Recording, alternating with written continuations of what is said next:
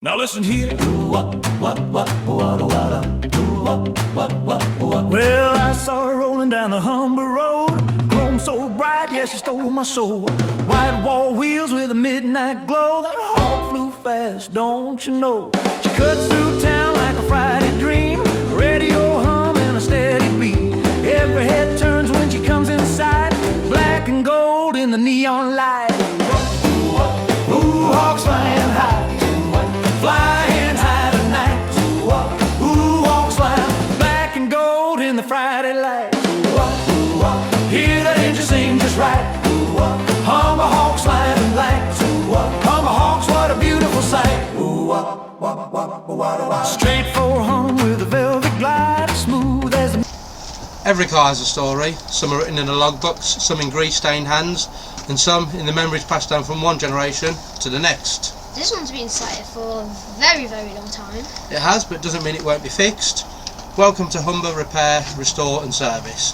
This channel isn't about shortcuts, it's not about flipping cars for profit, it's about learning and restoring the car back to its former glory. So what are we fixing today? Well, today we'll start by bringing this back to life. I'm Nathan. And I'm George. And together we're restoring our Humber Supersnipe and Humber Hawk, one bolt, one panel and one lesson at a time. From engine issues and tired wiring to bodywork scars that tell a lifetime of stories. Even the rusty bits. Especially the rusty bits. Well, you'll see us make mistakes, you'll see us learning, and you'll see what happens when patience, respect and craftsmanship comes before rushing the job. I'm learning how it all works and why things are built the way they were and why fixing something actually matters. Whether it's a Humber or a Morris or anything with character and history, we believe these cars deserve more than just a repair, they deserve a restoration. With a proper service so they can be driven and enjoyed and remembered by the next generation. Do you think it'll run again? It will, everything will. It'll just take us a bit of time and a bit of effort, but we'll get there. So if you enjoy classic cars, you enjoy honest work, and if you believe that passing skills down is as important as saving the machines themselves, you're in the right place. This is Humber Repair, Restore and Service. Let's get our hands dirty. Today we're going to introduce you to our cars, the good points and the bad points on both cars. Over the course of every episode you'll see us repair and restore these cars back to their former glory. So this here is our Humber Hawk from 1966. We picked this up sort of September time last year. We paid £400 for it, with the look ahead at basically breaking the car for the interior to use on the Supersnipe. When I got it back, to be honest, we sort of went over it, had a look round, see how bad it actually was. It'd been stood since 1987, so as you can see there's a lot of rust and a lot of rot, especially around the wheel arches, which is typical for these cars. So we sort of thought about it and we had a look at it, and I said if I could get the engine going it may be worth keeping, but it all depended on if we could get the engine started.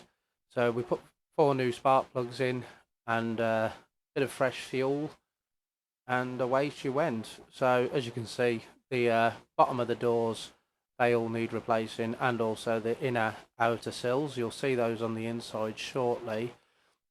The flooring has gone just around the accelerator pedal. Again, this is typical for these cars, as you can see just there. It has sort of rotted through on the outriggers that hold obviously the outer sills and inner sills on. This wing, this bottom half of this wing looks like it has been changed previously. There was a piece of steel sort of masticed in place in there, which I have removed prior to the video being done. But other than that, to be honest, the car is reasonably solid from what we've found so far. As you can see here, the interior on this is very nice. Like I say, this was the reason we decided to buy the car. As you can see, the dashboard on it has a lovely glossy finish with the walnut veneer basically intact. There's no crazing on the walnut veneer. You'll see this in a second as George pans across with the camera. It's very glossy, very nice finish, and all in all a perfect dashboard, to be honest. Couldn't really find any, couldn't fault the dashboard at all. The inside of the car, the veneer has gone on the door cards, on the timber on the door cards on all 4 doors. The stickers on the back of the car, obviously they need to be removed. Can't be driving around with that anymore. But like I say, the actual car itself is interior was in an immaculate condition, and I was basically buying it just for the interior, just to see if there was anything I could do with it. As we move back out of the inside of the car, and we move up to the front, George has obviously still got the camera going here, and as we move around to the front, we'll go into the engine bay. I'm opening up the bonnet now, and George will jump in there now and obviously record all the engine for us. So as you move around into the engine, it's a 2.3 litre straight 4 engine with the Zenith carbs on it. It's a reasonable condition. It's still got the Humber logo and on the top of the rocker cover there. There is some work that needs to be done, pipes that need to be changed and altered due to obviously rotting. The distributor there. We have a sort of live earth onto it at the minute. That needs to also be changed correctly. But it was just to sort of see us through and make sure the car started and functioned correctly. There's no brakes. There's no clutch on it currently. Like I say, that Humber logo is near enough perfect. To be honest, you don't see that really even on the Minters these days. As we move down to this side, you can see this front end has been into a bit of a knock, and obviously a bit of a dent. And this here is the worst wing and the worst arch. I have managed to get a replacement arch kit for this through the club, the Post Vintage Humber Car Club. So that will be being replaced, obviously, in one of the videos coming up soon. Like I say, and also, like I say, the bottom of the doors, every door is in a sort of reasonable, well, the same sort of condition, to be honest. They're all rotted through at the bottom of the doors, which again is prone for these cars. But I will be replacing the sills, inner sills, outer sills, and obviously the outriggers on this side, as well as obviously the doors. I have managed to pick up a set of doors from someone I know who lives up in Crewe, Mr. Keith Bagnall. So I've managed to get a set of doors off him. So we will be replacing the doors or repairing the doors as we go. Again, this rear arch is the worst one out of the two. This side of the car was up against the back of the garage when we went up to collect it. So whether that's had something to do with it, I'm not entirely sure. But it is, all in all, it's a reasonably solid car. And yeah, as we move across to the boot, you can see here, obviously, the petrol cap. It looks like it's on the angle. This is due to the fact that I've already removed the fuel tank out the back, so the pipe is just loose inside the in the back of the boot. As we move across here, you'll see that the, like I say, the reasonable sort of back end of the car. There is a little bit of rust and rot underneath the tow bar, so that will all be repaired and welded back up. It has got a stainless exhaust straight the way through on this, so we are reasonably lucky. It has got the stainless exhaust, but obviously this rear corner here, as you can see, this is going to take a bit of time and a bit of attention to get it all rectified. Now, as we move underneath the car, you can clearly see that the outer sills and the inner sills have basically rotted through. Like I say, this is the reason we're changing them. The outriggers, again, full of holes, and the floor underneath the accelerator pedal there, you can see is quite loose and will also need replacing while we continue with the restore. That there is where the exhaust pipe, obviously the stainless exhaust comes up to meet the exhaust which comes straight off the engine manifold and returns down. Obviously that's not connected currently, so when we run it when we did run it, it was a little bit bumpy, but hopefully that'll be sorted. I mean, you can see the daylight there coming through the outriggers. You can clearly see that obviously everything there needs to replace. That's the same on both sides. Neither of them are very good. This here was a bit of tin or steel that was found masticed underneath the one wheel arch. That just got kicked underneath the car afterwards. And as we move around to the back, you can see there the fuel tank just on a couple of blocks of wood where I've dropped that out from underneath the boot. Now, as we move across to the Supersnipe, as you can see, the door cards on there aren't genuine. That one there has been changed. Dash is in a real bad way on this one here. Looks like it's been sort of painted over with fence paint. It's not very good. It's quite a bad one, but this one here does run. This one here is usable, and we do get this one here out and about to a few different places. Like I say, needs a bit of a tidy up. I have actually restored a dashboard. Me and my dad restored the dashboard for this car. That will be being changed shortly.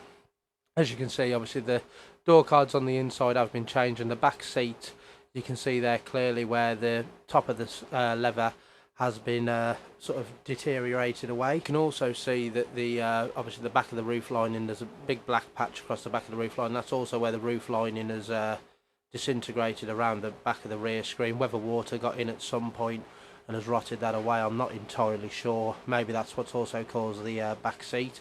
You can see here, obviously it's a little bit bumpy there, but as you can see, yeah, the top of the lever there has completely gone, as well as that. When I brought the car, there was the lad who had it before me had tried to sort of hot rod it, so we've sort of pulling it back to as original as what I can. You can see there underneath the picnic tables where there has been black spray been sprayed all over everything. Door cards there, which I've managed to get my hands on. I'm just missing the front driver's side now, which I'm keeping my eyes open for. But as we move around into the engine bay, like I say, this one here obviously does run. Bit of replacement heater pipe there I've put on earlier this year. That there is obviously your windscreen washer. Obviously the coil and the ignition on this one here has been swapped over to electronic ignition, because I was having a few issues with it firing up, and when I pulled the distributor out, the distributor had actually cracked underneath, so I replaced that and swapped that over to electronic ignition. This one here is a 3 litre straight 6. Drives absolutely lovely. Now it's back on the road and it's sorted. Obviously the battery there, you can see there the negative isn't on the battery. That's because there is a bad earth on the car, and if I leave it on there, it does just drain the battery away. Brake servo, and obviously that there is actually the power steering. Now the power steering on these are belt driven, but works absolutely wonderful when it's up and running and working properly. I have just replaced the pipe on the power steering, because I was having quite a bad leak on the high pressure hose. Managed to get a replacement hose for it, and I've swapped that over since. Now this is in a similar sort of way with the doors. Door handles really aren't in a very good condition on these. They're prone for pitting, but these on this, they are quite pitted quite badly, and obviously will need replacing or repairing at some point, obviously depending on obviously how we go and what we can sort of get our hands on at the time of looking. But this one here is a Series IV Supersnipe. So it has a slightly different trim detail to majority of them. As you can see, George here is doing the video work again. As you can see, like I say, around the bottom of the arches on these aren't bad. A lot of these had already been done prior to me getting it. All I had to do was repair the front arch, but the bottom of the doors, they've sort of started to do the work, and that's as far as they sort of got. Like I say, all of these will be being repaired and replaced and sorted throughout these videos. Like I say, it is a fairly solid car. It's drivable, it's usable. Like I say, a bit of rough welding here and there, which was done by the previous owner. But like I say, I don't really know what his idea was and what he was trying to do. When I brought it, it got a hole cut in the bonnet, sports air filter on it. But like I say, that there is the Series IV Supersnipe. Like I say, it's a nice car, it drives well, and that one there is sort of a rolling restoration, whereas the Hawk is going to be a full restore. And what my plan is once the Hawk has been fully restored, then I'll move on to the Snipe and do the Snipe. See there, tears in the seats and that. It's just obviously I'm struggling to find the interiors that's in a good condition really to swap it over. But like I say, you know, the Supersnipe, I absolutely love this car. I'm not so in love with the Series IV Hawk, I must admit. Bit of rot there that's appeared over the last couple of months. I've got to get that patched in. But yeah, like I say, still absolutely love this car. Love to drive it, love to get it out and about, take it out to rock and roll gigs and that sort of thing. But like I say, yeah, it's usable, which is what I sort of wanted, a usable car. As you can see, the one trim that's missing on the right hand side of the boot there, I have got that. That's actually on the back seat at the minute. That fell off the other day when I took it out for a test spin after the power steering had played up on me. Now listen here. So thank you for watching. We hope you've enjoyed the opening video for the channel. If you could like, comment, share and subscribe, that'd be greatly appreciated. Like I say, it is our first time doing anything like this, so obviously it is all a learning curve. But we hope you've enjoyed it. If you have any ideas on how we can improve the content or also improve our skills, or if you have any little cheat sheets for obviously how certain parts of the car can be done easier, that'd be greatly appreciated also. Both of us from Humber Repair, Restore and Service. Thank you. Yeah, thanks for watching. Thank you. Bye. What a beautiful sight. Straight for home with a velvet glide, smooth as the music on a Saturday night. From the curb to the open road, that hawk's got heart, that hawk's got soul. Old school style with a modern grin. Once you see her, you're all locked in. She don't brag, she don't shout loud, but she steals the show, yeah, she owns the crowd. Who walks fly tonight? Fly in, fly tonight. Black and gold in the Friday lights. Every mile feels just right. Humber Hawks take it out of sight. Man, that ain't just a ride, that's style. Sha-la-la-doo, I'll fly. Hear the rhythm, hear it roll. Sha-la-la-doo, I'll fly. Built with heart, built with soul.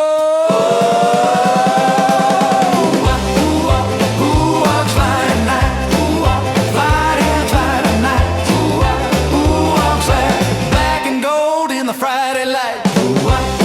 From the past to the present time. Humber Hawks, yeah, she's looking fine. She's looking fine. Ooh, up, silent night. Fly on by. Ooh, up, silent. Ooh, up, what?